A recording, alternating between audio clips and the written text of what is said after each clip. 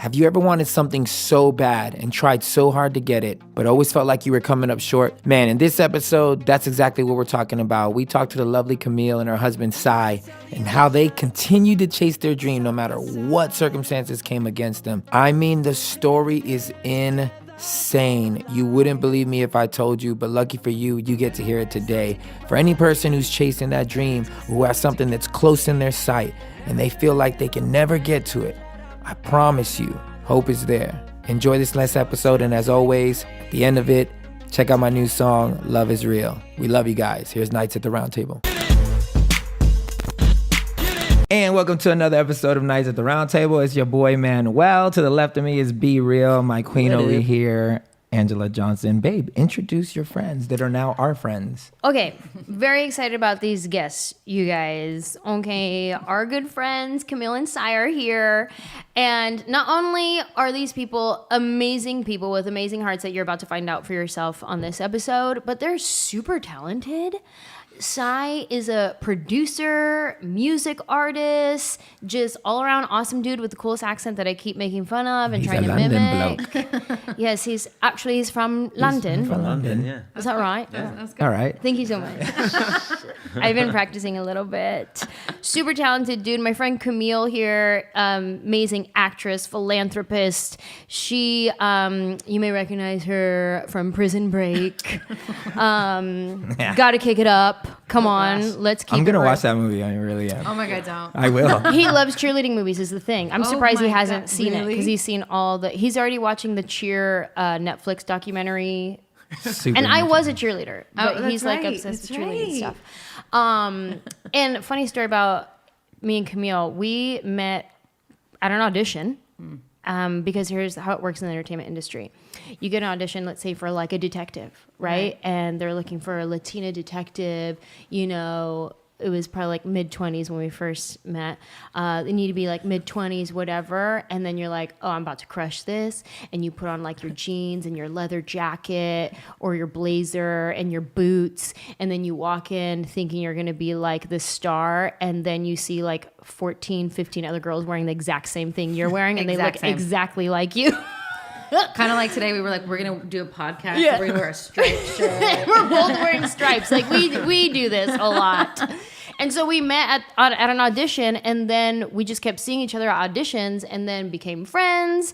And then even now we're going out for like mom roles, and we're still still right there with each other. We still got it. So that's how Camille and I became friends. When we were supposed to be against each other, competing, we were like, I like you. I like you too. Yeah. And It's much better that way. It's bad when you don't get along with the people. I get along with everybody. It's when they don't get along with you, Right. or they just kind of give you like shade, you know, when you walk into the, I don't like that. Yeah. I wouldn't know. I've done one audition before. Tell us about it. Well, what'd you audition It's for? really bad. Hyundai commercial? Nice. Yeah, I walked in and they were like, slate your name. And I was like, just standing there, and they're like, that means say your name and your agency. I was like, oh, why don't you just say that then? Like, why are you going to say slate? So I was like, what up, man? Well, I said my agency. And then they go, okay, so here's the thing. You don't say any words, and in 10 seconds, you see the Hyundai, you like the Hyundai, you see a girl, you like the girl, you invite the girl to get into the Hyundai with you, and you drive off. Action. I thought it was a prank. I was like, man, you funny, bro. And they were just staring at me, and I was like, oh crap, you mean serious, right? And I was not prepared for this. So I literally was just like, and I turned around. I was like, peace, I'm out. And I left. I didn't even wait to hear anything that they said. I was like, That's like a out. Mr. Bean moment. This sucks. And then that other time I did an audition, remember, down in Santa Monica? I don't remember what movie it was for. But I sucked in that one too. I'm not good You at should take that. an audition class. Yeah, I Or should do not. something with my life. It's funny, you and the Hyundai. Hey, but let's talk about this wine, this Francis Coppola. Coppola? Coppola. Coppola. Coppola? Francis Coppola. Oh, I think it's Coppola. You want to Is it Coppola? Francis Yeah, I think Ford it's Coppola. Okay, Yeah. it's Coppola. Let's It's go a- with Coppola. Yeah, it's a 2016 Chardonnay from Sonoma County, which is Northern California. That's Shout in out Cali? Yeah, Okay. ish. No, it's in California. It's in Northern California though. Yeah, north of San Francisco. And Is it? So, yeah. It's nice. Be it film or wine, directing is about the creative choices that capture an artistic vision. Okay, Coppola. Whatever you want. Coppola. So we're going to get down with that. Let's do a little cheers and let everybody know how this time. Cheers, guys. Smells very nice. Still don't like wine. Ooh, I'm having a hard That's time. nice. Is it? Nice. I like Is it. it? I actually like it, man. Okay, good. It's not. All right. It's not too It's sweet. buttery, as they say for Yeah. Chardonnays. Is it? It's got a crisp bite. Wait, they Fresh. say buttery for They Chardonnays? do. And you can actually, the aftertaste is a little buttery. Try that again. Yeah. Now, He not goes right into away. it thinking I'm going to hate this, and then so he Not hates right it. away. Now, after it settles, tell me what do you taste the butter? I feel like it's definitely like it's smooth. I don't know if that's the butter What do you feeling. taste? Nah. To be honest, though, I did brush my teeth before this, so I could be just tasting crest. Yeah, you can. I apologize Buttery crest. to all wine connoisseurs. They're Buttery like, crest. All right. Well, listen, you guys, we're very happy to have Camille and Sai here today. They have such an amazing story, and they recently had a baby. Congratulations. Thank you. Yes. Yeah, Thank you. snaps all around. But their journey to having this baby is quite intense, and I just wanted you guys to come on and just share a little bit about that. But first, let's start off with their meat story, because we were telling it off camera, and I yeah. like it, and I wish it was on camera. I know. So let's Okay, just push tell us a rewind. little bit about how you guys met. 'Cause this is good. And then let's go into after you got married and when you decided you wanted to have kids and take it from there. Or if we missed something in between, give us that too. Okay, you go. Okay, so we met, totally random. Oh, sorry.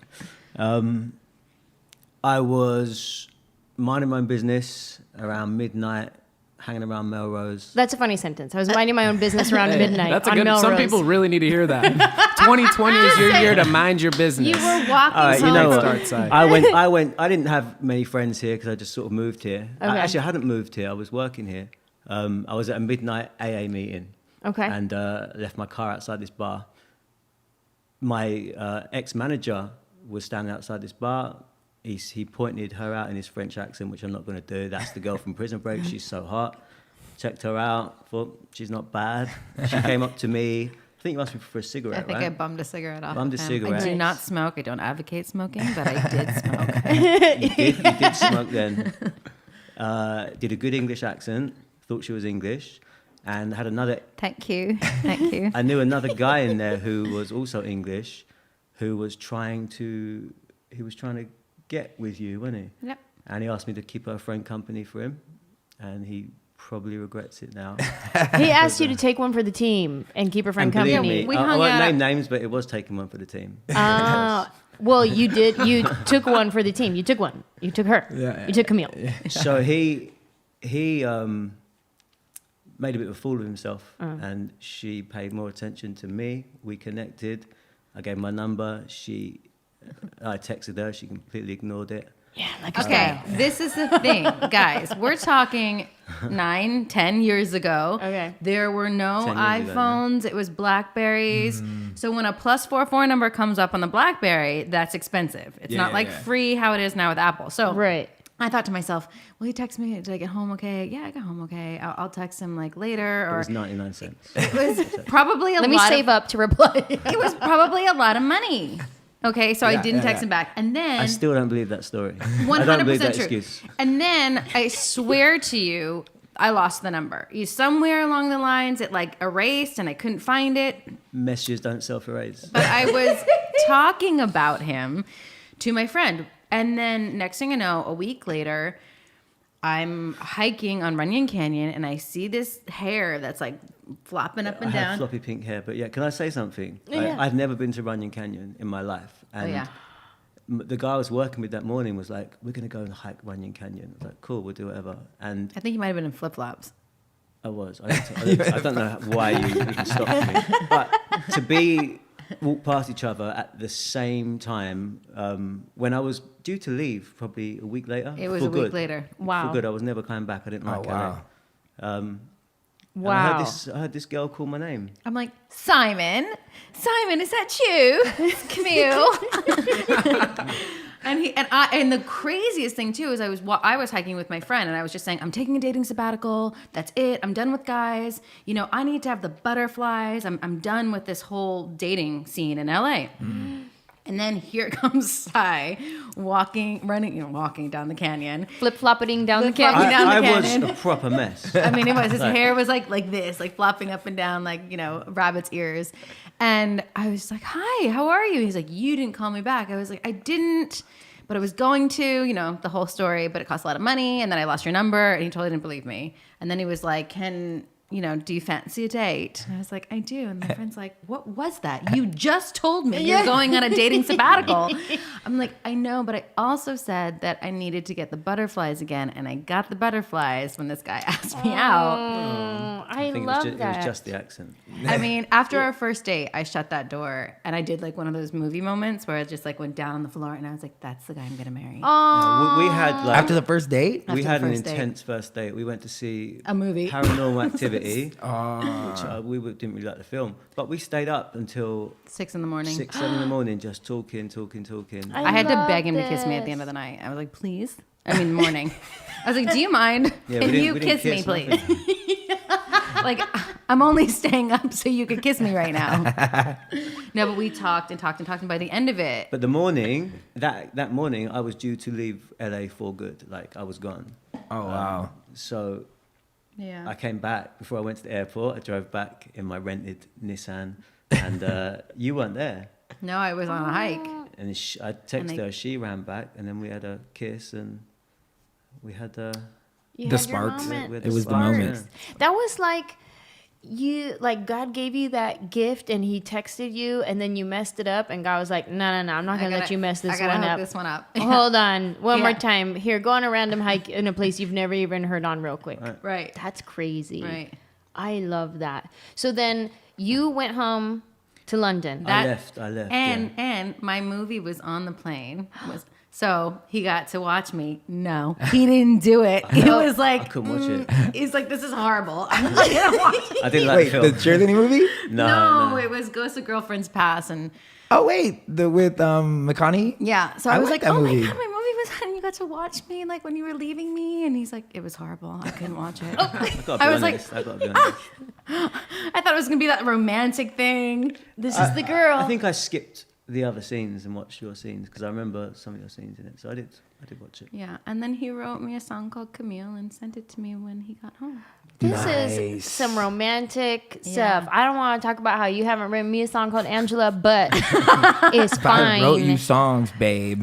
I had to share those with other wives and spouses. No, you it was didn't. a general love I was song. in a group. General love song. I was in a group. I couldn't X her out. I mean, sheesh. Okay, so wait, so you went home to London. When did you come back? And was it like, I'm coming back for you? I'm moving here for, like, what was that? And then how long did it take for you guys to get engaged and then married? Camille turned up in. Well, let's start with, we spoke every single day, no lie, on Skype because it wasn't FaceTime. Skype, yeah. Yep. Skype every single day for like at least 4 We did. to 8 We hours. really got to know each other. Oh, wow. Wow. Like I would work out on the phone with him. I would get my hair cut and I'd bring my computer. I would go to coffee and I'd bring my computer and be like, here's my boyfriend, everybody. Oh, Like it was insane. I was like, meet my boyfriend. This is Sai. my boyfriend laptop open. It was a laptop. I brought my laptop everywhere I went.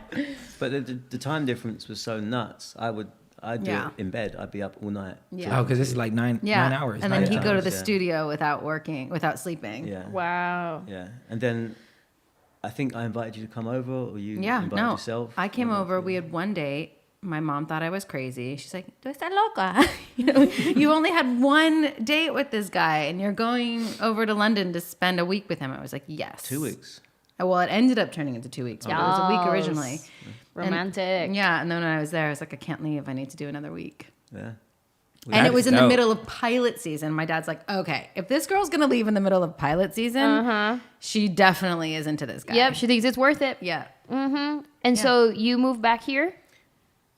And then you came to visit. I didn't like it, but I'll be honest with you. When she left after spending 2 weeks with her, I was more than sad. Like I was I was crying a lot. Like I Wow. really felt something I never felt before. Wow. Like, and there isn't much call for, we were talking about maybe you coming to London, but being an actress, like she was, how am I going to get a job in? She Yeah. was turn Right. up in Yeah. EastEnders on English TV. So I came back for Christmas. I met her family in San Diego for the first time, and then Christmas Day, I took her dad aside and I said I want to marry her daughter. Go on, as he was taking out the trash. He was taking out the trash. That's how he did it. And no one was happy. Her No one was her happy? mother was not Oh my happy. Her mother gosh. cried. I came out my like this. goodness. My mom Scream. was like, no. Yeah. Oh, man. I was like, yeah. yes. I had all my, I put bandages on my hands. She I did said I not like broke that. my wrist because she hated tattoos. So I'm, like the and then tattoos. she starts screaming, crying, and I'm just sweating like Oh. in front of her two brothers and her dad, and no one. It's an uproar. Wait, damn. Wow. No one was happy. Well, I was, because She was happy. he just met my family, and I was thinking, okay, they're going away for New Year's Eve, so he's gonna do it around New Year's Eve. We'll give a week to like meet the family, get to know everybody. No, this guy is like, I think she's gonna know that I'm gonna do it on New Year's Eve, so I'm gonna do it a day after I meet her family. I was like, the first thing I said to him was not yes. I said, did you ask my dad? And he was like, yeah. I'm like, and did he say yes? He's like, yes. Okay, yes. So he did tell you yes, though. His hands were up, like lifting up the trash can lid, and when I asked him, I don't know why I did it at the time, and he slammed it down. He didn't say yes. His words were something He like, was nervous. He was anxious. he was and like, I've never seen her so into someone, so if she's okay with it, I'm okay with it. she's a smart girl. Kind of yes. Yeah. Right, yeah, right. I took Oh my I took it as gosh. a yes. When did they come around and be like, okay, we're happy Like, for you? last week. Yeah. she told me last Thanksgiving. She said after you got married, I was still hoping you'd go away. I mean, not like that. Sure, but, sure, sure. No, she did. I mean, She did. Promise you. because my mom took longer than my dad. My dad is more of a softie. But a legit, like it took years for My I mom. had to earn their trust and respect. I mean, she was always still very sweet with him, but had her moments of. How about the brothers? When did your brothers come around? Oh, they were They immediate. were on board. Yeah, they were They were on immediate. board. They That's liked me. That's good. Yeah. That's good. That helped. Yes, it That does helped a help. lot. Sibling support Yeah. is. Well, you never helpful. know. You never know how important family is until you marry into one, and then Right. you realize, damn, this really you really do need to like each other. In-laws need to be cool, Right. Because if not, it's gonna be hell. And especially you marrying into a Latino family. Yeah. That was a shock. Because he didn't speak too at first. Like, why does he not speak? Why does he not speak? I don't understand. I'm like, well, because everyone's talking over him. You got to give him a second to say something. Get a word in. Y'all being real Spanish right now. I'm like, just ask a question and then don't say anything else. Let him answer. That is nuts. Okay, so then engaged Christmas, and then when did you get married?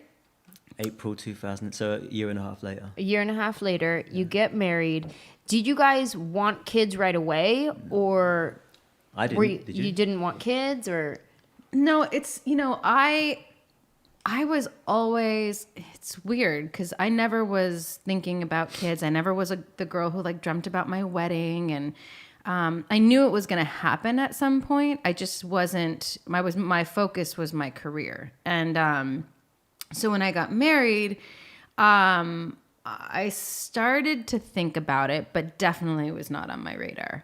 When it started to get on my radar, I realized that he was nowhere near wanting to have kids, and you're 4 years younger than I am. Mm-hmm. So internally, that was a thing for me, but I didn't really express it to him. But for you, you didn't want kids, right? At the time, I couldn't even take care of myself. Yeah. I had to overcome I had to grow up. Well, you were. I wasn't ready. Also How old are you when you got married? Age-wise, I was 30, but I missed out on a lot of life, and I was a little boy. I was very immature. Well, you were also. Can we talk about your sobriety or no? Sure, yeah. I was a couple of years sober. I was doing heroin for a long time. I didn't know if I even wanted to be a functional life person. Right. So kids weren't on my radar at all. you were still figuring out your journey and what you wanted? Totally. And I was lost. I was lost. So yeah, I wasn't thinking about kids. But even in being lost, you gathered enough type of like, I guess it would call sense to be like, oh, I don't want to let this person go though. Totally. Yeah. That's interesting. I was lost, but I was looking forwards and not looking back. I was definitely trying to make sense of it all. So when I saw somebody, like, I was like, no, this person can like greatly like help me be a good, decent person and enjoy my life, like, then I'm not letting this go. That's interesting because we've had multiple conversations with women on this podcast about what men would do for a woman that they knew was it. Because we've talked, with our friend Bobby, she's single now, and a couple other women that have been on this podcast. There's always this thing of like, I'm bending over, I'm compromising, I'm doing a lot of like laying down my morals to try to accommodate this boy who is insanely immature. But I see glimpses of like, oh, he can be great. Totally. Why is he ghosting me? Why is he this or why is he that? And I'm like, man, I'm telling you, when you meet the right dude, there is nothing that's gonna stop that person from getting to you. Nothing. Perfect example. Right. Coming out of a life of heroin, out of, still just sobriety, living across the freaking globe, Right. Fully says, no, I'm going to move to America, even though I don't like it. LA, I don't like it. I don't know anything else about my life. None of this all makes sense. Right. But she does. So whatever it takes, I'm going to make that happen. Yeah. Yeah. That is like beyond...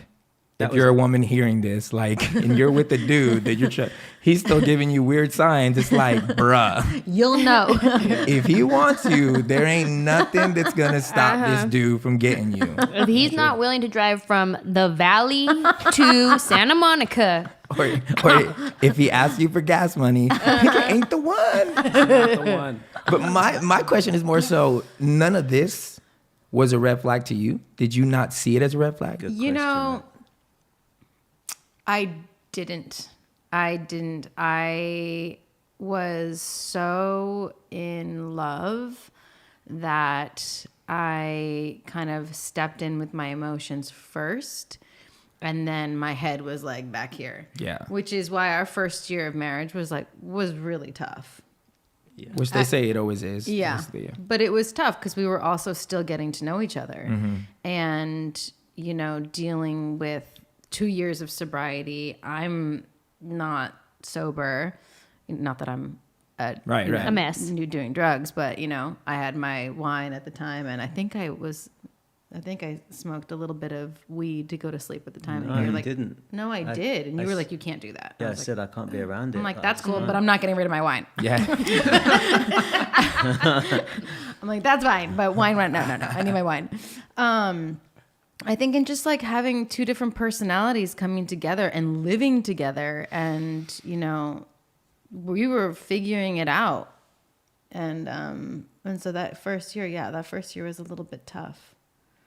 And I think I had to start going to like an Al-Anon too to start figuring out like how do you navigate a new 2 years sober is new. But I think you stayed because you saw something deeper. Oh, for sure. No, it's, people say you don't marry the potential in someone, marry the person. And I did, but also he did have like immense potential in things, which I just loved him for everything that he was.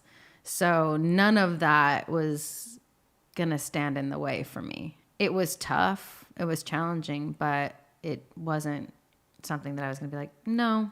See, and this begs another thing, because whenever I talk to another friend of ours, and her past is kind of, it's riddled with a lot of craziness. And she is sometimes afraid to share because she's like, oh, these people are going to look at me like I'm broken, I'm dirty, I'm whatever. And I keep telling her, I'm like, the right person is going to look at all that and be like, damn, and you're still here. Yeah. Like, that's of course dope. Like, that's a testament. You're still here and you're still positive and you're still trying to do right things. Like, that to me is beautiful. Yeah. Most of the guys up to now, have been using it against her. But I'm like, another the right- sign, then the they are right not the person. right person. Right. I And mean- she's like struggling to like convince them, I'm not that anymore. I'm not that. I'm, you know.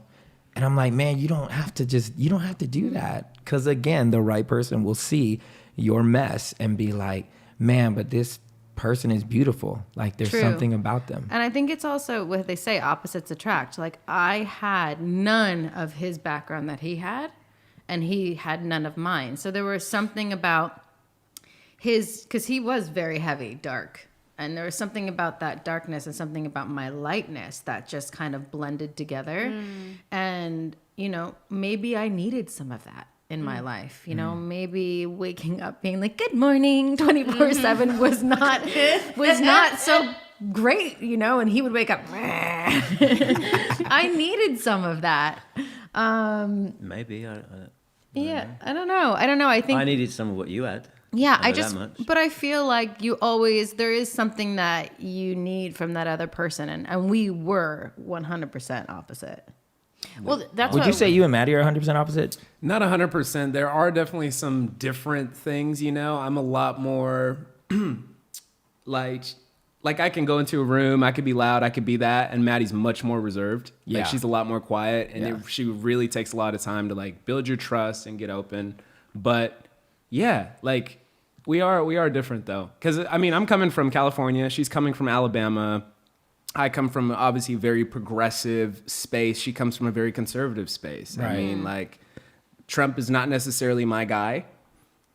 Her family, her mom is like a huge Trump supporter. Yeah. So definitely there are some opposite things. So there's obviously some very interesting conversations when we go home and we're trying to get each other's point of view. So I didn't even know Maddie. I didn't know Maddie was as cool as she was until we all went out and she started dancing.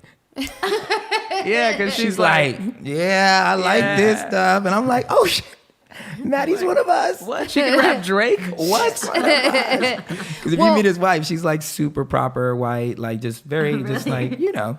but she got some hood in her a little She got bit. some, yeah. We listening to Krista and Lucas and the marriage retreat that we went to, and they're talking about the old saying opposites attract, but what they were teaching is that your trauma will attract their trauma and vice versa, and there's something about that person that's going to draw out the things in you that may look like it's a quality that's like not good, but they're drawing out something that you need to work on. Yeah. And that's the perfect person who's going to bring it out of you Yeah. and help you work on that. That's great. And which is why sometimes you butt heads like this, because they're the perfect person to draw out what you need. And then in the end, the iron sharpens iron becomes a beautiful thing. But the process of iron sharpening iron is painful. It's ugly. It hurts. Yeah. But then when it's done, it's beautiful. It's stronger. And so sometimes opposites are supposed to attract to do those things. I think And it's really the only way to be balanced because we're super opposite. Well, we're the same in core values, finances, Right. spirituality. That like the 10 poles that you build a relationship on. Like we're pretty the same as far as like what we believe. Everything else like opposite. But that's good because I've always wondered like why the type that I was going for was a specific type. Well, cheerleader. Yeah. Cheerleader. We know you. White. I was just dating white girls and whatever, and I didn't like I loved them, but at the same time I don't really remember too much personal growth.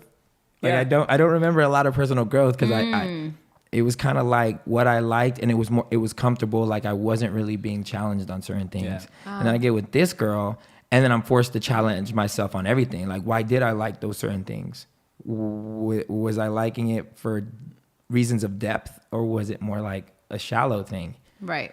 And then I like had to answer a lot of questions of myself. And then she's so about family, and I wasn't raised that way. Like we've never had a dinner at a table before. Me and my We were family. just talking about that. Really? And you're Puerto Rican? Ever. he never met his First- grandparents. Yeah, They're I also don't know military. grandparents. I don't know grandparents. My mom really just kind of like had a bad taste with my father's family, and so we never got introduced to them.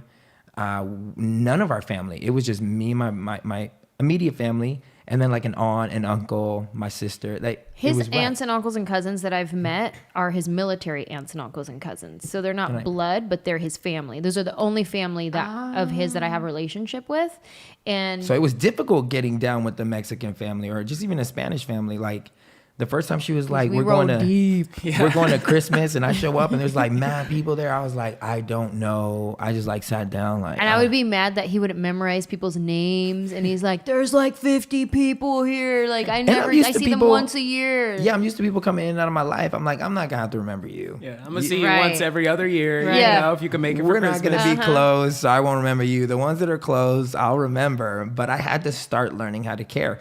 And being married to her, I started caring about my nieces, my nephew, because I didn't. Right. Because I never had an uncle. I didn't even know what that relationship looked like. It was weird. And now I'm all about my nieces and nephews now. So that's, I think opposites are. It's easy to choose people who can keep you in your comfort zone, you know? So you don't have to challenge yourself and you don't have to feel uncomfortable, you know? But when it's not enough for you, when you're not growing, Right. and your life doesn't really evolve, you don't become the person you think you can be, like, and you start meeting other people who challenge it, like that's what you said, personal growth comes. But like you said, like that's when pain comes as well. That opposite attraction, and it has some ugly days, but ultimately beautiful days. And so you guys had your beginning that was rough, and you weren't sure about kids. You kind of thought it, but you knew he wasn't ready for it. When you guys decided to actually try to have kids and you were ready to be parents, was it that you were ready, or were you just like, well, let's just give it a go? Or like, how did that switch happen? First, the whole topic is very, I think it's hard to start, but we started talking about it first. And I think we talked about it for a year, like in passing, joking around with our friends. Like that was going on for about a year before we actually took action, which is interesting because I talked to a lot of my friends who are in that same boat now of like starting. I said, have the conversation. Just start talking about it. Just open your mouth and start bringing it up at a party. Let the words come out. Start bringing it up at a party, even if it's like a side thing, like, you know, maybe someday we'll have kids, you know, or I'm thinking someday soon. Like, you just start by that. And then a year later, you were actually the one who initiated. I think I just got to a point where like I was always like, when this happens, or then I'll be ready when that happens. And I sort of, as I matured, I was like, there is no time. The time is now. Like the future is a concept. Like it's not here. And I was like, I know what biological clock ticks for a woman, you know, and I think I had recurring dreams that I'd have a little girl, and I used to carry this little girl on my shoulder, and the euphoric feeling I would wake up and be so sad that feeling was gone. So I knew like I wanted to be a dad, and it was just like, let's stop giving in to fear, and let's just run with it. You know, that's what we need, babe. If that happens, I want to dream like that. Did you see that side? We need a dream. We need a vision of the Lord. That. If the Lord don't speak in a vision and Brandon don't translate that vision for me, then I don't know. Brandon translates dreams. Yeah, because I'd be trying accurate. to push myself to that place. And I'd be like looking at little kids, and I'd be like, let me pretend right now. Yeah. And then when I wake up, I'm like, I'm so glad I get to get in my car and do whatever the hell I want. I don't have to ask permission. So this dream was reoccurring, you said? Recurring, yeah. Wow. Yeah. So like, that's strong, man. And that feeling felt so real in the dream. The feeling, like I've never experienced a feeling in my day-to-day normal life of that magnitude, of that euphoria. I mean, when he met me, though. Don't forget about me. It was a surreal feeling. That's crazy. So you brought the conversation back up, and you were like, I'm game. Yeah, so it's interesting because when we first decided, okay, let's do this, you know, let's do this the real way, the way we're supposed to do it, to have a baby. You think, you know, your whole life, you're just like, oh, don't do it like that, because if you do, you're gonna have a baby. Yeah. So the first time we did it, I thought I was pregnant. I was like, oh my gosh, my boobs are big. I'm like feeling some stuff. No, literally. I mean, I went over to my friend's house who just had a baby, and I was like, oh, I think I'm pregnant. I'm like, I'm 10 days late. I think I'm pregnant. Look at my boobs, they're so big. And she's like, oh my God, congratulations. I'm like, Thank you. And then one day I'm like, oh my gosh, I'm not pregnant. So that happened a lot. That happened for about, I think 6 months or 8 months, 6 months maybe. And then he brought it up. He was just like, because he was friends with, what do they call it? Are they called the proctologist? No, he was a fertility doctor. Oh. Yeah. Was he? Yeah. Oh, okay. I'm like, well, okay. Anyways. He's a medicine That's man. why I asked him about. He burns your sage. It's fine. fertility. Yeah, so he asked this guy, this doctor who is a fertility doctor, and he said, and so he came to me and said, maybe we should think about going to a fertility clinic. And I was like, really? Didn't even cross my mind. How old were you? 37? I was 38, 38. or 37 maybe. I was turning 38 when we started. Yeah. So I was 37 when we first went in. And he suggested this guy on Thousand Oaks, and we went. And we did the blood test. And he was basically like, okay, so we're going to do this like next week, or, not next week, but he was like, you need to do this now. Wow. And I was like, really? He's like, yeah. And so I'm looking at all these numbers. Do you want to say something? No. Okay.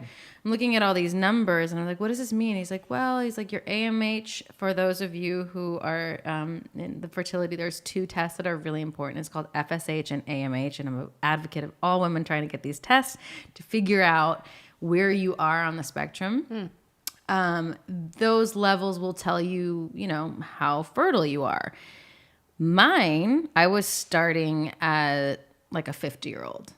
Wow. And so I looked at this woman, this nurse, and I was like, so this isn't, can I get pregnant? And she was like, yeah, you can. She's like, but you just need to do this now. She's like, because it may not happen the first time.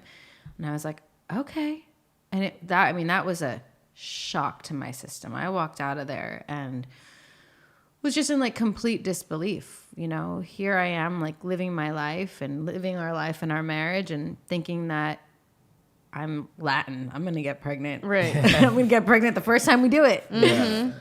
And to have that realization hit of, oh, you're actually in bad shape. Wow. So it was not a fun place to start from.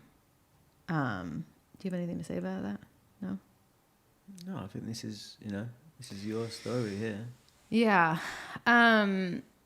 It's just, and it's one of those things at that moment where I went through a lot. I was trying to hold it together, trying to be, I'm not a person that likes to dwell on negativity. So I was holding on to, she didn't say that I can't get pregnant. She said that it's possible, but it's just going to take a while. So I just kind of amped up and was like, all right, I'm going to get pregnant this first time we do this. Right. So I just tried to do everything right. Tried to take all the vitamins and everything they said, took all the medication the right way. And we got a good number of embryos, and good number for me was 5. I was like, oh, I didn't think we were going to get anything. And then, or eggs. And then we had 2 that became embryos and matured. And then they didn't make it. Like there's a whole process, and we can get into that another time, but they didn't make it. So, and there were 2 boys. We had them tested, and I didn't make it. So when that happened, that was a bigger blow, because I was like, wow, okay, hold on a second. So this really might not work, but I'm not going to believe for that. I'm going to believe that this is going to work. Let's change doctors. So now I'm talking around, and I was like, oh, it's a sign. I was talking to somebody else, and somebody else said this doctor, and I wanted this doctor beforehand, and I think he's like the Kardashians' doctor, so like this is going to be the one, So we did. We went to him, and he was like the guru of all gurus here in Los Angeles. And, I think we went to him and had 1 IUI done, which is an insemination of his sperm, and that didn't work. I was like, oh my gosh. And then I was shooting a series in Atlanta. So I was like, oh, but we can't, time can't go by. So what am I going to do? I have to go to Atlanta. So he said, okay, well, I'm going to put you on the medication. We're going to get you all fertile, and we're going to fly him out every time you ovulate. I was like, okay, great.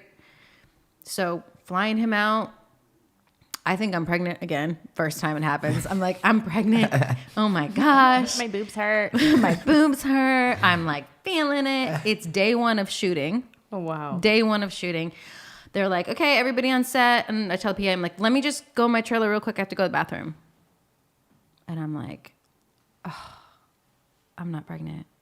And now I have to go out there with all these people that I don't know. And I was like devastated. Not to mention I'm on hormones. So by this point, we were already maybe like maybe the third time we've done it. 50 grand, 60 grand into it as Wow. well. So I'm That like, pressure. I walk out and I'm trying to hold it together and like the only person who knew was my wardrobe guy. And he's like, what's the matter? And I was like, I'm not pregnant. And he was like, I'm so sorry. I'm like, it's okay. It's fine. I'm like, just, don't let anybody know because I can't tell anybody that I'm, trying to get pregnant because I may not get, if the show goes to second season. Right. It's one of those things as an actress. Like you work so hard for your career. And here I am playing a pregnant woman, by the way. My character was pregnant. Wow. And I couldn't talk about it because, sorry, but the producers were male. And even if they were female, still, I've run into issues with that. You can't tell them because you want job security, right? Mm-hmm. And you work so hard to get there, you don't want to lose it. So if I told them, and here was me like on, lunch break, running down to like, I forgot the college, but there's a hospital over there, running over there and then telling them, oh, I think I burst a cyst in my ovaries. So I'm here in the hospital. I'll be back in like an hour, running back and forth, trying to get this done without telling anybody what I was doing. And eventually opened up to the women on my fellow actors who were great. Fiona Gubelman and Vanessa Williams, and they were awesome. Helped me out so much to get through it. But I couldn't tell the producers. Like one of the producers actually said, so second season, if this gets picked up, we're going to have you lose the baby because it's just not sexy, is it? And I'm like, Oh, wow. Wow. guess not. So, anywho, guess I won't be telling you what I'm doing. Wow. Yeah. So by the, at that point, that was a whole year of going through that before we even started our actual IVF journeys. Like that was pre-IVF? we did 2 IVFs by that point, 1 IUI. And then like we really hit it after that.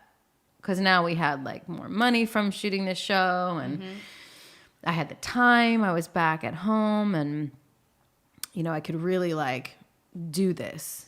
And So then what was the next step? I mean, the next step was, him and I had a lot of conversations. Like We were trying to buy a house. oh yeah. And we realized that if we can't, we actually put an offer in on the house, which was accepted. We were in escrow on a house. And we had to pull it out because we were like, this is going to cost us our life savings. Are we going to do this? Wow. Yeah, it was actually our money guy said, you're going through IVF. Maybe you don't do the house yet because it could take a while. I'm like, it's not going to take that long. We're going to get it done. It's just that I've been busy. It was always like never having like enough time. I'm like, I've just been busy. The first time that we did it, I'm like, he just rushed me into it. If I had like 6 months to prepare and like take all the medication that I needed, the vitamins, then it would have gone right. So I was never really thinking that this wasn't going to happen until that next one that happened that didn't happen. I started to think, okay, maybe we need to have some conversations. And it's the hardest thing to let go of. Just when do you say stop? When do you say enough's enough? You said, we had that. And I think I remember you saying like, we stop when we have no money left. And I was like, that's when I realized that, oh, you are prepared to make us completely like destitute to have a baby, which is scary. Sure. And I think I remember thinking, well, we could have a house and we could be rolling around in this house Christmas times, looking at each other like, happy Christmas. Or we can have a little rented house if that's what it takes and have a house full of love and happiness. And like, I was like, let's think we both agreed, let's just do it. Wow. We stepped out in faith, man, I wasn't confident, because when you hit like 3, 4, 5 times of like, all right, we're like 120 grand in, right? And this does not work anytime. You don't believe, you can try and force yourself to think, oh, one more time it will work, but you don't believe it. I did. Wow. That's the problem. I did. Okay, well. Yeah, I believed it. Because they tell you just need one. This is, if you ever go in, this is what they say. You just need one. It's kind of a gamble. It's a numbers game. You have all these eggs, and in these eggs that you have, one of them can be the golden ticket. So there is a probability, like the more times you try, the more times you will have a possible like golden embryo. So I was just like, well, what if next time is the time? Right. What if that is the time and Right. we're just sitting here and not doing it? So it's a mind trip. It's kind of like gambling. Like you're on It the is roulette gambling. table, Wow. next Yeah. one's going to hit. And Blow on it. All right. yeah. Insertion. Jesus. Come on, yeah. It's true. It's all about that. And I think, through this, the one thing that I have to say when it comes to faith is that I know that I couldn't have done this alone. And when I say alone, I don't mean like alone, my husband and our community, but I mean alone with God. Because, I see people struggle. Like there's people who struggle in his family, and I see people who struggle, and I'm just like, gosh, they're doing this journey by themselves. Like by themselves. There's no one to lean on. Like physically you have people, but there's nothing like leaning on God. And during that time, my faith was so strong. And of Even course, after every no. I went through it. There were times that I hated him. I was so angry. I'm like, why? Why is this happening to me? Why are you making me go through this? And I knew there was going to be a silver lining. Like, I just knew there was going to be something that, he was preparing us for something.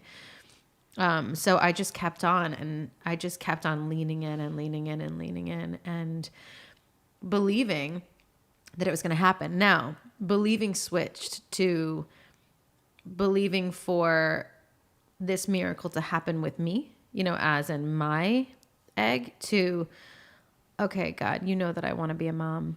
That I want to be a mom so much. So I don't know what that's going to look like, but I know you want me to be a mom. So I'm just going to let go and see what happens. But it's such a fine line, right? My mind trip was, where's the part of me letting go and controlling, right? So Right. if I wanted to do this again, is that me controlling? It was Right. so hard to define. Yeah. Am I controlling my situation? Am I letting go and letting God? As I say, Or is it faith without works is dead, and you got to put some works in it? right. Like, what is it? And it was so hard. And this is the most amazing thing that happened. Sad, but amazing. I was like, I got to do this one more time. And I was doing a pilot in New York, and it just so happened, I said, Sai, there's this doctor that I found before I went to New York. I found this doctor that was literally like the now guru of all IVF. He's in New York, and I booked this pilot, and it's in New York. I said, this is meant to be. This is the guy. I went in, I saw him. I brought all my paperwork when I was shooting. I saw him on my day off, and he's like, yeah, let's do this. I'm going to put you on a 6-month plan, and you for sure will get pregnant. I was like, this is amazing. 6-month plan, puts me on this.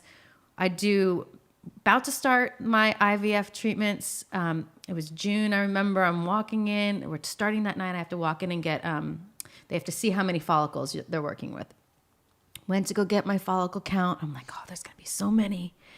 And the doctor's like, I can't find anything. And I was like, no. Check again.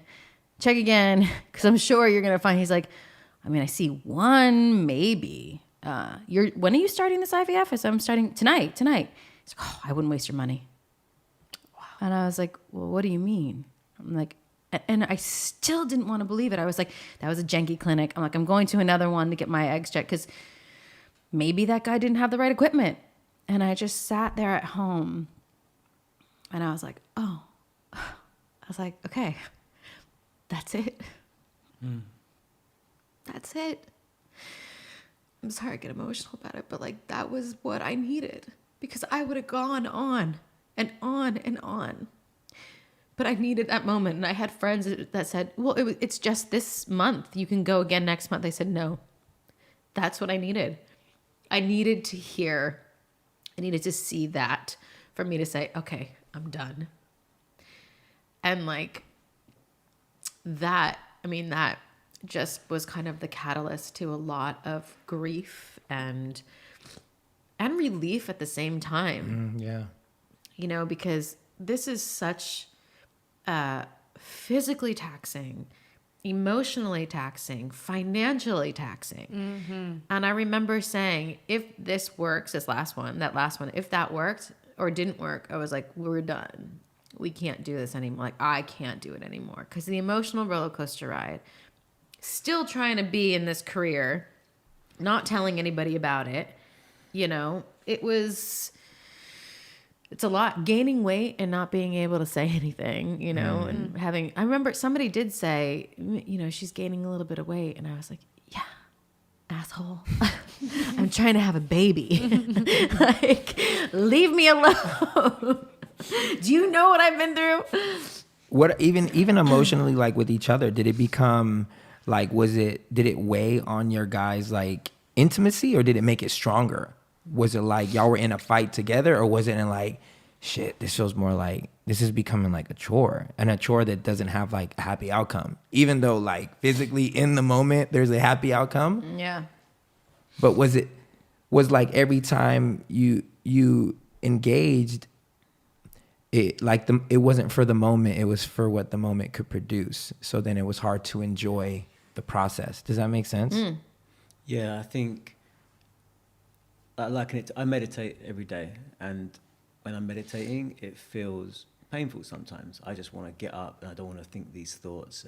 But in the long term, like all that dedication makes me strong and more balanced. So when we went through that, I mean, the heartbreak of seeing your wife and her seeing me, like, you know, in pieces, and thinking, oh, this thing that is meant to be our right or our privilege to have a child is not going to happen. We have to readjust our whole life plan. It felt awful, and it was a chore, and it was like, oh, we've got to do. I've got to go drive for an hour and a half to go and donate some sperm, and then go back to work. I've got to do that again.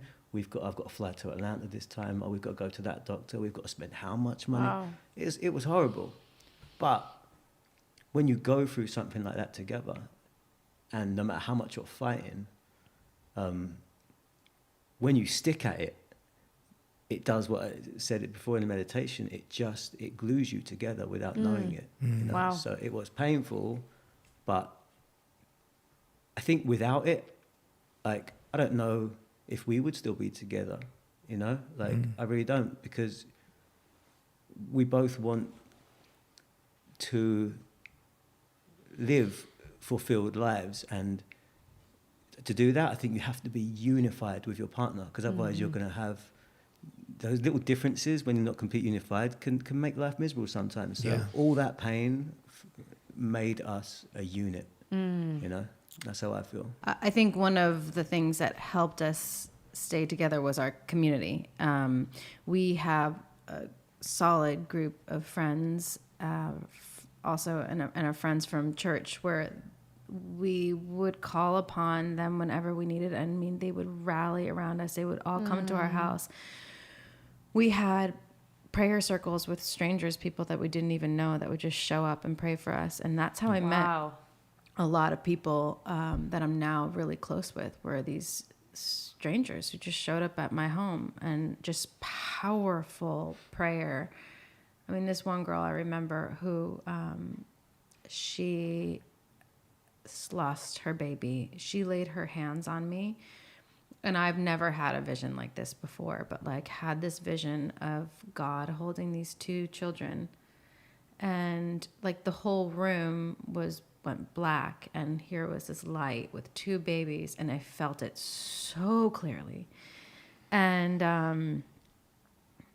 I had an abortion when I was a lot younger. And now looking back, I was like, I feel like this was the one child that I let go of and the one that was coming in. Wow. I mean, when I say there was so much that I had to reconcile, not getting pregnant, thinking back to that moment of when I did what I did, that was to me one of the hardest. It took me years to forgive myself for what I did. And now here I am trying to get pregnant, and I just think of that moment so strongly of how could I have done that? Is this God punishing me? Damn, that is a mind fuck, like for real. Mind fuck. Like that last time that I picked up that phone when the doctor called us to say, you know, am I pregnant? Am I not? And he said, I'm not. I sat there and I was just like, this is all my fault. This is God punishing me. This is something that I did that I'm never going to get pregnant now because of what I did. And it just, there's no way that can't creep up in your mind of what would that child have looked like? What, you know, how old would he or she be right now? Would we be going through this right now if we had our own kid right now? So it was a lot. And then the next step to actually making it happen, right? What did it finally turn out to? Well, it was either, I think once we got past the realization that it's not going to be Camille's genetic child, it was playing around with the idea of a donor egg or an adoption. So that's what we came to. Right. Yeah, and I was, first and foremost, I was just like, yep, adoption expensive. We had already spent so much money, so we were like foster to adopt. He wasn't so keen on the idea. And I mean, I was going down the rabbit hole looking at these foster children, just being like, are you kidding? There's so many kids around here that just need like a family, safety, you know, beautiful children, thousands here in Los Angeles. And he just couldn't let go. This was the real crunch time. And if I can be totally, totally honest, like the thoughts that went through my head were this. It was, okay, unfortunately, my wife cannot have her own child, but I still can have my genetic child. Why should I go through never experiencing it when she can't, but I can? And that sounds like a really selfish thing to say as I'm saying it, but it was my internal dialogue. It's very human. Yeah. Right. And that's where our argument, like this is where we started to like kind of break down. After all that fighting together, this is where we were going apart. And long story short, I consulted a lot of my mentors and friends, and we had conversations about it. And I agreed. Like, I let it go. In my head, I was like, do you know what? This is the path. Like, we are more important staying together than me thinking I know what's right for my life. So we started looking at fostering and adopting. Which is where I started my nonprofit for foster kids. What's it called? Foster a Dream. Yeah. So that stemmed from Silver Lining. That stemmed from not being able to have a baby. And now it's like taken on a life of its own. And we're helping hundreds, hopefully thousands someday, foster kids in Los Angeles. That's amazing. But the thing is through that, all I needed him to be at that place that I was at. I don't know why, but I was like, because I didn't think he got it. Right. I was like, you know how they say walk a mile in someone else's shoes or whatever that saying is in order to really understand? Like, I needed him to really step in the position that I was in, which was I am never going to know what my genetically, like a child from my genes, my DNA, or my genes are going to look like.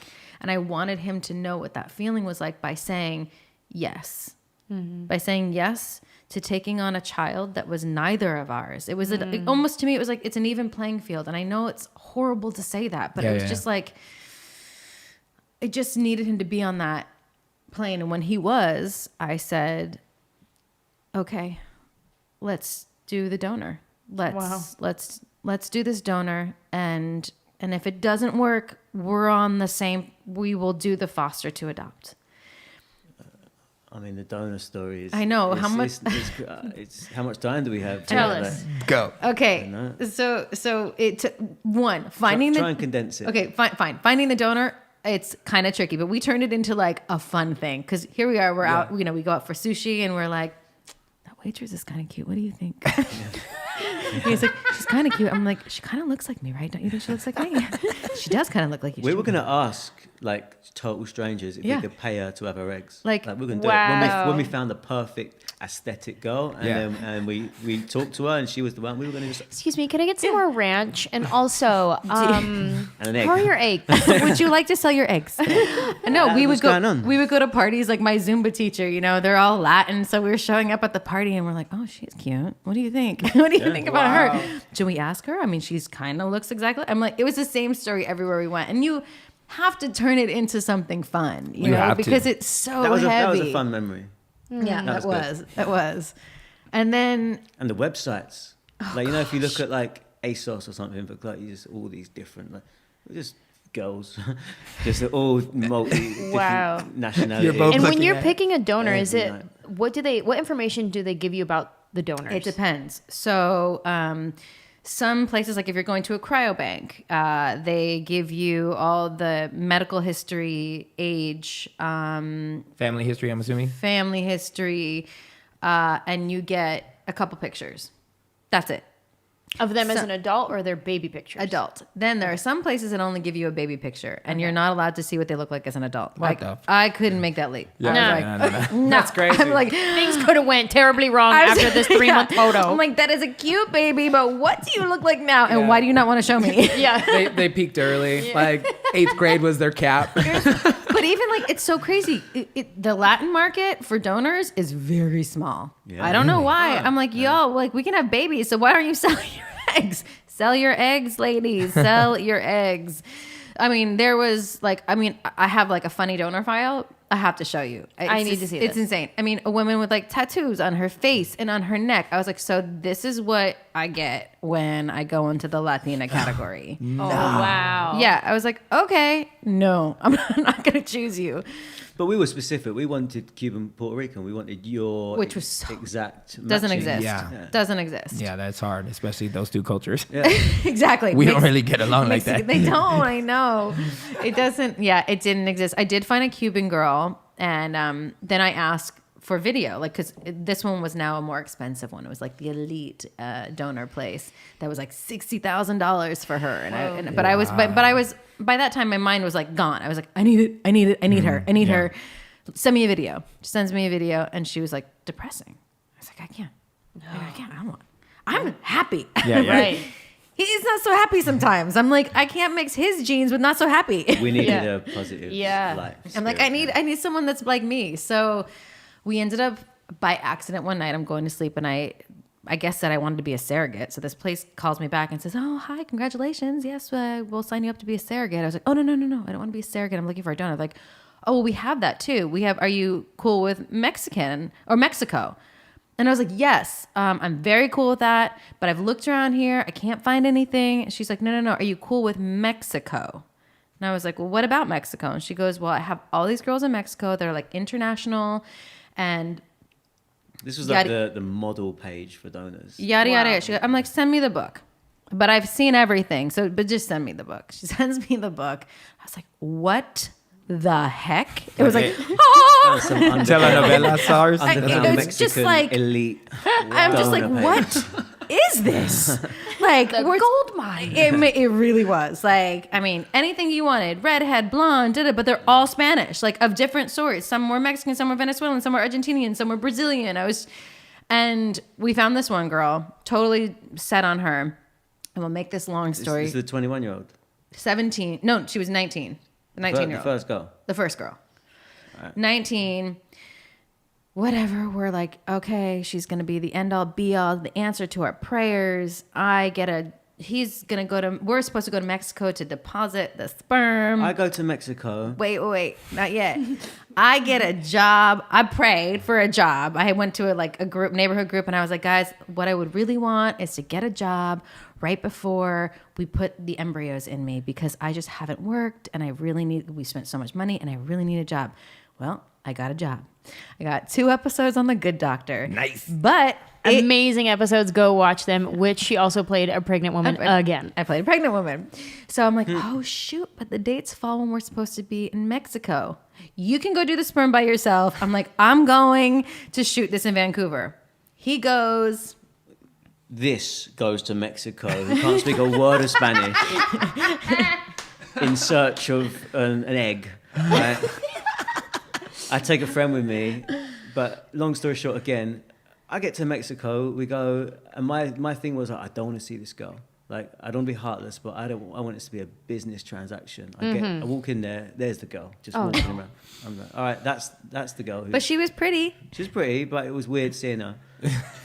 I do my business. Did you get to see what her personality was like? No, because she didn't know She who sent I me a was. video. No, I got the video. Okay. But we got the video. She was nice. Very happy. Hola. See? Soy Jessica. Okay, continue. So I donate my sample and I leave, and they're going to extract her eggs and they're going to mix it together, do all the stuff. So I'm sitting there in Mexico, and Don't give the punchline yet.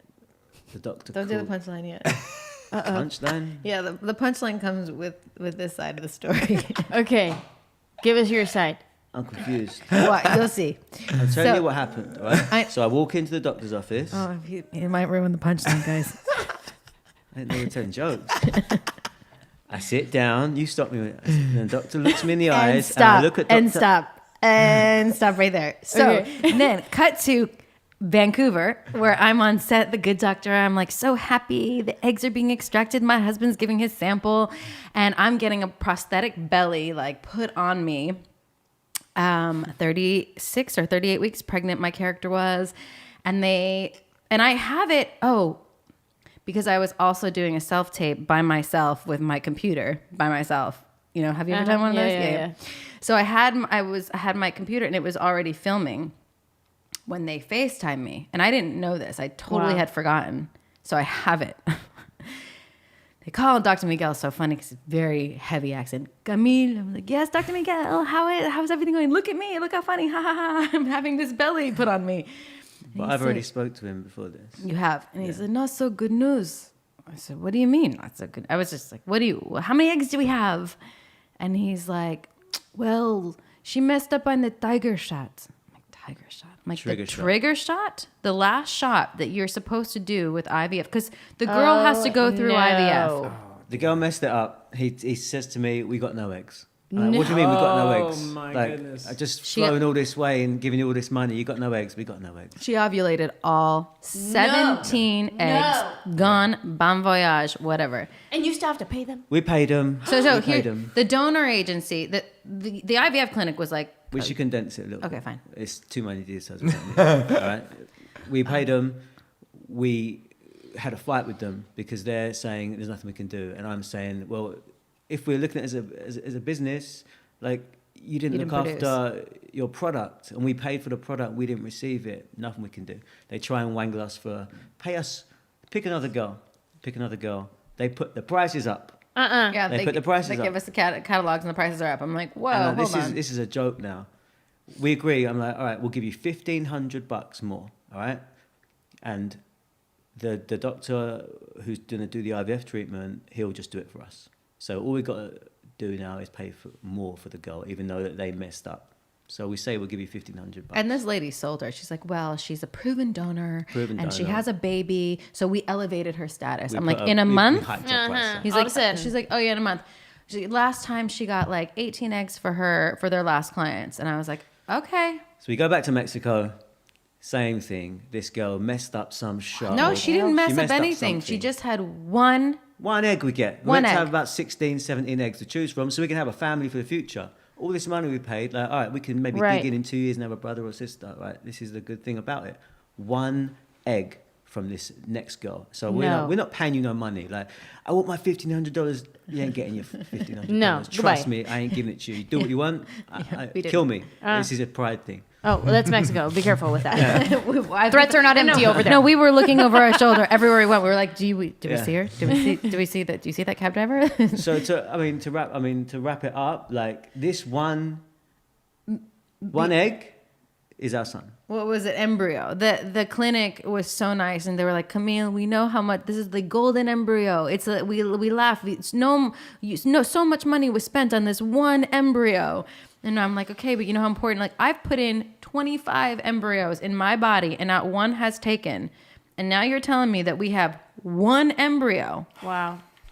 Yeah, And it worked. But when they put it in, it worked. but- Can you but believe it? We were like, all right, we've seen so many embryos go in, and one is not going to make a difference. So I think you were the same. I was like, I mean, this is done. This is a done deal. One is not going to work. Yeah, Because if that didn't work, we have another 7, 8, 9 to choose from to Right. keep doing it back. We didn't have that. We had So- one. So this is where I was like, okay, but I was already doing the foster, foster a dream. So I was like, it's cool. It's fine. If Just this doesn't adopt. work, we've already resigned to what we were going to do. Yeah. And then here I am, like, got pregnant. It happened. It worked.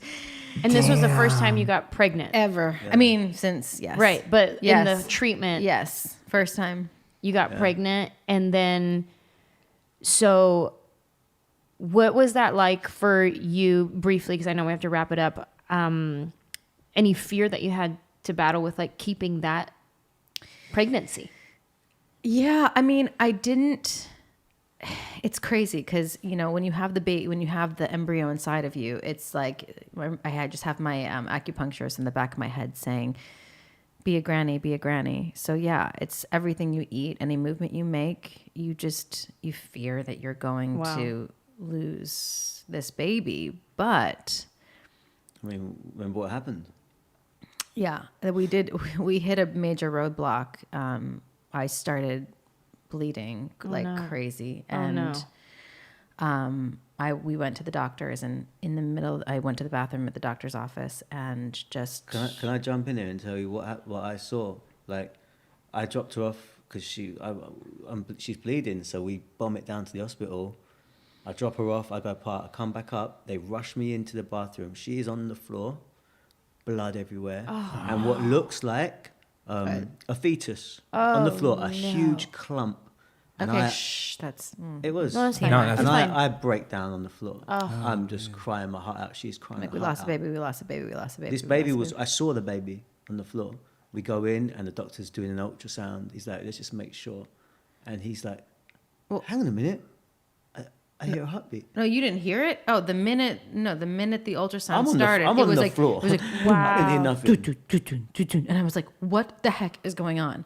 Like, your baby's okay. Like, what? What the heck just happened? I mean, everybody from the nurses like had They were rushed going, in. I'm so sorry. No, I'm so sorry because it looked like a fetus and it was just a blood clot. Apparently, Well, do you know what's interesting is that I ended up having something. I don't remember the name of it, otherwise I won't say it. But at the end of my pregnancy, when I delivered the placenta, we couldn't keep it. They sent it out for test because they said, your placenta, the problem with it is what normally happens with twins. So I'm wondering, I often think that it was a twin on the floor. so maybe Yeah. Wow. Because it looked too much like. a baby. Yeah. Wow. Like I saw it. That's incredible. So we're ending on that note. I was over here thinking like it was something super like spiritual, like this coming out of you was all the failed attempts, like it's like cleansed out now, and Maybe. then the life is. Well, I mean, look, there's still a beauty in the fact that I feel this is like that story in the Bible with Gideon, right? Gideon was the one that laid down the fleece to test God, right? And he had started the war with thousands and thousands of soldiers. And by the end of it, after he asked God, "Hey man, I'll go to war if you do has to show up on this fleece, and that'll let me know that I'm going to win the war." So he went to God like twice, asking God to show him a sign because he didn't have no faith in it. God showed him the sign, and then by the end of it, then he's like, "All right, I'm gonna go to war." And then God says, "Nah, but you gotta let go all of your army. Only keep 300." Yeah. So he's like, "Nah, you got too many people. I need this to be a me thing. So you had your chance. Now I'm going to show you my chance." So now you're in a worse situation now than you were when you started, because you were scared when you had 10,000 men. Now that you have all the faith in the world because I did your little sign, I need you to let go of all these men, and I only want 300. So now you're in a worse situation, full of faith.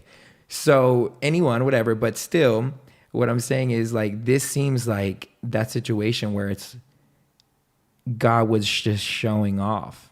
Like out of all this crap that happened, he was literally like, all I need is one. Yeah. Like, I just need one. Yeah. And that transposes into so many parts of your life. Like, all he needs is one moment, one opportunity, one person, one embryo, one idea, one dream. And I can create life with that. Come on. Yeah. That's Come crazy to on. me. Like that when I heard her say that, I'm like, damn, all this shit, and all he needed was just one. He didn't need the doctor. He didn't need anything. He just needed one little egg. And do you know what's interesting? Like we look at him now. We have a boy, Morrison Rafael K. Nice. And we look at him now. We're like, gosh, if any of those times would have worked, we would have never had him. Like, it wouldn't be him. Wow. And he is, and I'm not just saying this because he's our child. He is the happiest kid I have ever seen. Just smiles, laughs every time. Even when I'm putting him to sleep, he's just smiling at me. Wow. I was like, would you stop smiling at me? You're supposed to go to bed. Oh. He's the sweetest. But also, like, of all the stuff that we went through, and more you, like it was more happening to you, how much is that going to serve you as an adult and as a mother? And how much is all that going to help Right. somebody else? You know, like, it's made you such a strong person, which is what you Yeah. needed to go for Wow. the next part of your journey. And Yeah. you wouldn't have had that strength without it. I No. believe that. And beyond that, it's giving you a story that is unlike any other person. And even more than that, it's giving your son a story. Yeah. Because when he comprehends what y'all went through The fight. for him, Yeah. like when he grabs the weight of it. Yeah. You may tell him the story, he may laugh as he's growing up, but there'll be a time in his life where it's gonna click. It's Yeah. gonna be like when it's when he starts working and he realizes, shit, it's hard to make money, it's hard to survive, and I literally have a price tag. You do. Some kids yeah. don't. Some kids, you are worth the world, not the full. I have a price tag for you. I got receipts. This is what it costs, and a whole bunch of love. That's so valuable. Like that kid will grow up knowing how wanted he truly was wanted. Yeah. Like in all the odds, like there could have been so many times I just think of like, man, after the first time, like that would have just been so easy and it would have been justified to just give up and walk away and let go. But to just keep going after it, that's just, it's even a story of just a resilience and persistence and just all of that, you know? But, you know, speaking out about it, there are so many other people out there that there's a community, and I'm now a part of that community. And people, every morning I say to him, I wake up on my DMs and there's men. Because we always think of this as infertility is a women's journey. It's not. It also happens to men. So to hear like men tell me their stories and women tell me their stories, and to find, you know, common ground. Like I was just reading this woman's blog yesterday and I was like, oh my gosh, that was so helpful. She spoke about like the grieving of your DNA. And I was like, gosh, I did that. Wow. But I didn't realize that that's part of egg donor. That's part of accepting an egg donor is you have to grieve the loss of your DNA. I was like, gosh, that resonated with me so much. Thank you. So it's just, there's a community out there of women and men that need us to speak about this because I mean, I'm excited to hear what people say from this Right, yeah. podcast, because I know they're going to come out of the woodworks. There's people out there that you really do not know what they're going through until you have the courage to just say, speak. this is my life, this is my story. Thank Yeah. you guys so much for sharing your story with us. It's so unbelievable. I'm You're like, welcome. Thank you. I'm Thanks like for thinking the whole having us. time, at some point this needs to be A movie. Are you writing your movie yet? This should be Queen, a write your movie. movie. This Oh my come gosh. on. I'm Your all feeling meet it. cute story. I'm feeling it like a movie. Everything from the like, meet cute story. It's you know what? to- In the vein of the Channing God. Tatum one. No, where oh my he gets God, in the an accident. story is told through the eyes of your son. Oh. What movie is that? Nobody There's a- steal it. I will punch you right. I will come for you. I will if cut anybody steals you. this, Don't I worry, will I'm come for your gonna throat. edit it out. No, I'm just kidding. There is a movie that is like that recently that came It's out. called How I Met Your Mother. It was on CBS. No. Like last year or the year before, Yeah. and it was Spanish. It was Spanish. Yes. Do you remember? Did we see it together? Yes, we Spanish? saw it together, and it was so emotional. People were leaving the theater. Yes. What was it? It's not. Not it's, with Catherine Hahn. No, it was the guy who made This Is Us, right? Yes, What the was guy who made movie This Is Us. Oh my God! It goes back through. Yeah, it goes back 3 generations and how their stories were intertwining the whole time. All told from the sun's eye. I'm gonna find this. I'm gonna find this movie so y'all can watch it. But It's on Amazon Prime now. Yes, people left the theater because it was so. But as I'm hearing you say this, I'm like, this is that movie. But even better because there's like multiple twists. Like there's multiple cliffs where the audience is If gonna be anybody like, who wants to write it, let me know. "Oh Hello, my anybody out there? gosh." No, I do know somebody. Yo, Well, thank you guys so much. this has been amazing. I feel so Yeah, lucky thanks to for have heard having this us. story. I know. We always end with this benediction, and it's so proper after this episode. So we say that we pray that you find a seat at the table, but if you don't, you are always welcome at ours. Cheers. Thank you, guys. Cheers. Thank you. Cheers.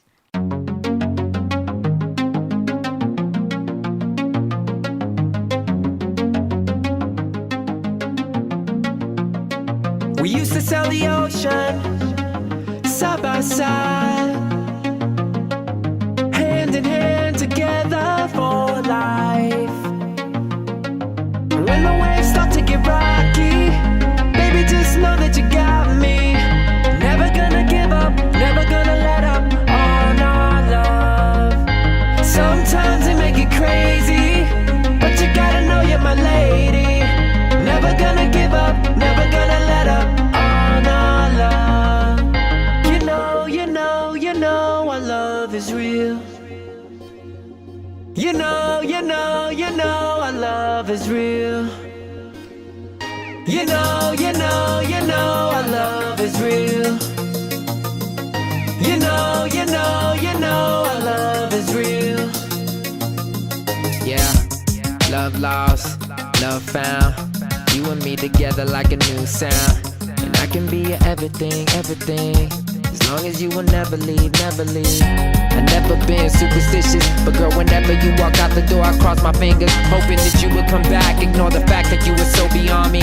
It's amazing how we fold together, origami. I call you mommy even though I got a mother, but baby, the way you treat me just kinda reminds me of her. And it's cool that we connect, give each other respect. When my phone rings, you ain't gotta check, cause baby, you the only one, yeah, I'm feeling blessed. And every time I look outside the window, I'm a wreck, cause I don't wanna see you leave, I just wanna see you by me.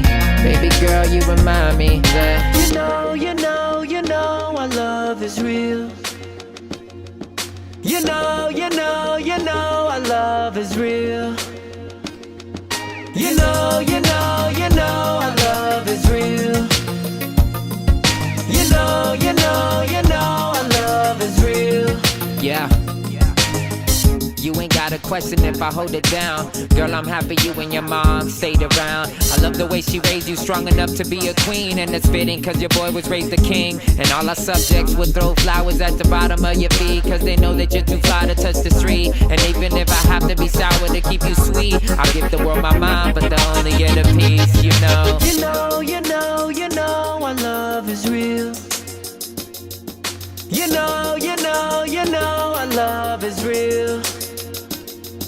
You know